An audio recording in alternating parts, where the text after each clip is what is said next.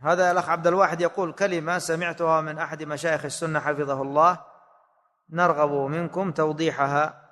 قال: كان الواحد قديما لا ينشر شيئا حتى يستشير عددا من العلماء، واليوم الواحد يكتب وينشر مباشرة، وخاصة مع ما يسمى بوسائل التواصل التي هي حقيقة وسائل للتقاطع إلا ما رحم.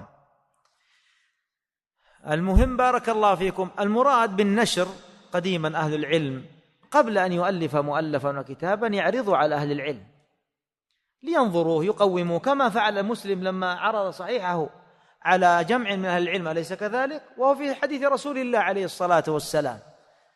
فتواصل أهل العلم مع بعضهم البعض، يعرض هذا على هذا ويسأل هذا ذاك، هذا موجود وكثير ومتداول ومعروف ومن أخلاق من سلف.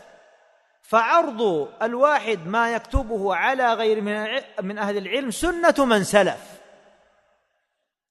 أما اليوم كما يقال أن النشر جاء في رأسك تكتب تنشر، لا يشاور ولا ينظر ولا يتأمل، حتى إنك تعجب، والله أعجب وأشد العجب كيف الناس تجلس تمسك الجهاز وتقعد تكتب. يعني هذه شغلة، يعني هذا الأصبع لا، كيف تجلس يعني وكتابة وجواب ورد وجواب وأخذ وعطاء وكذا وكذا وكذا، وكتابات طويلة، حتى إنك تجد أن بعضهم تشك أنه لا ينام من كثرة ما يكتب. هل هذا كثرة الكلام والهذيان يدل على العلم والمعرفة؟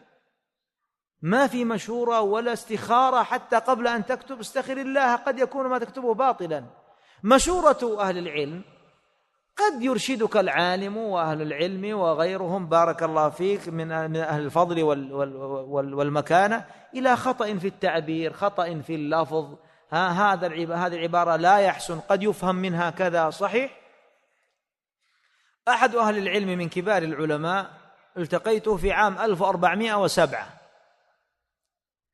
في مجلس جمعنا ببعض أهل العلم، الشاهد وهو عضو هيئة كبار العلماء. المهم كنا في هذا المجلس وجرى تداول نحو من هذا، وهو أن المرء يعرض ما يكتب على أهل العلم. شوف هذا الكلام عام 1407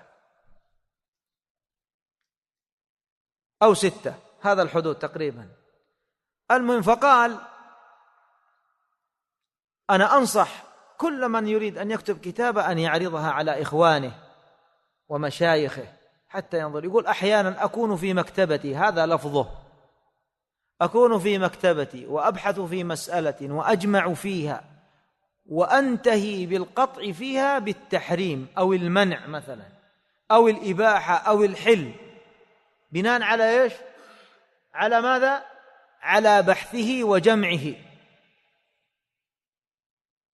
قال: فإذا عرضت ما عندي على بعض المشايخ واستعرضت معهم يرشدوني إلى شيء آخر فاتني، فينقلب عندي الأمر من منع إلى إباحة أو من إباحة إلى منع، هكذا قد يغيب عنك.